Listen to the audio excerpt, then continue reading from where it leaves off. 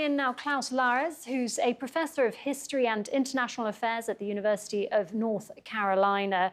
Klaus, thank you very much. A warm welcome to you here on TRT World. Now, we're seeing a very public diplomatic row going on here between Israel and Germany play out following comments made by Bezalel Smotrich targeting Merz. Just how significant is this? I think we can call it a spat between two previously very close friends.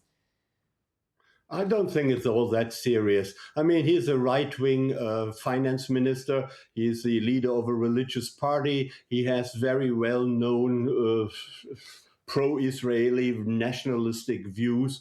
And even the Israeli ambassador to Germany has turned against him and said that his criticism was unjustified.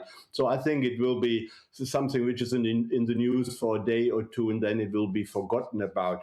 Relations between Israel and Germany are still pretty good. But in the recent past, the German government has uttered some criticism, and people like Smotrich do not like criticism. I think it is wrong to equal criticism with anti-Semitism, as is often quickly the case in the rhetoric of the far-right politicians in Israel. So any government, including the German government, can criticize actions and activities by the Israeli government that should not lead to accusation of anti-Semitism or being anti-Israel. Germany is really one of Israel's best friends in the world, I would say. So Germany has long taken a particularly strong stance in support of Israel, as you point out there. You don't think that we're seeing a potentially permanent shift in that position then?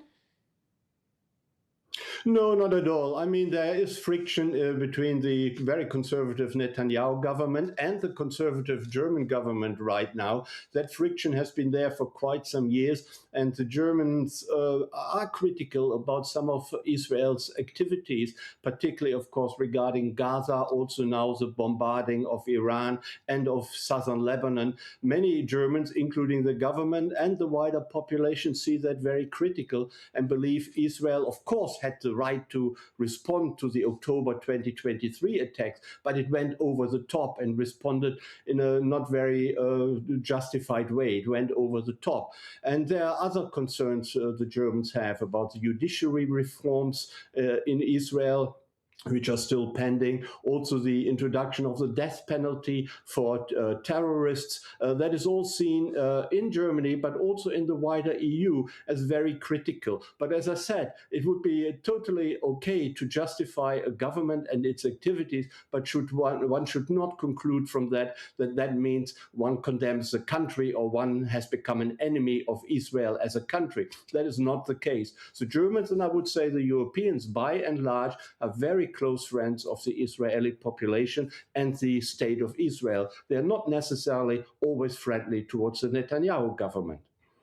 Well, let's broaden it a little bit then, Klaus, because it's not just Germany that's been outspoken in its views of Israel and Israel's actions in, for example, Gaza and Lebanon. It's Spain, it's France, it's Italy.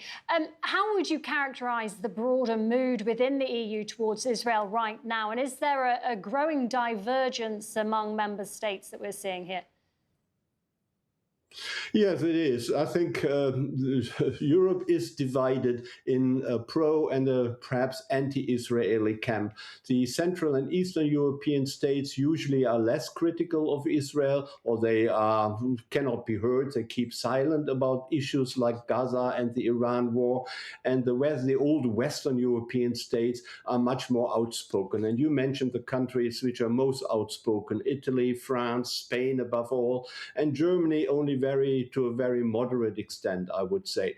But the unproportionality of some of Israel's actions, of some of the Netanyahu government's actions, that is what deeply worries the Europeans. And the counterattack in Gaza, the still very disastrous human rights situation in Gaza, the food situation is still very, very unsatisfactory, and the medical situation All that worries the European countries, and I think they have a right to be worried about the state of human rights in Gaza. And I think that doesn't mean they are anti-Israel at all. But the same is about the Iran war. The bombardment of Iran in the middle of negotiations is by many seen as illegal and certainly as unnecessary. And also the activities of the Israeli government in southern Lebanon is by many Europeans seen as unproportional. That doesn't mean that Israel has not the right and the need to go against Hezbollah, but should there not be much greater care taken of civilian targets and of the people of southern Lebanon? 1 million people are refugees. Was that really necessary?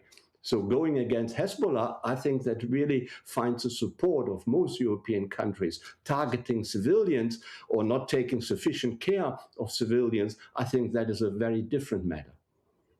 Klaus, thank you so much for your time and your thoughts.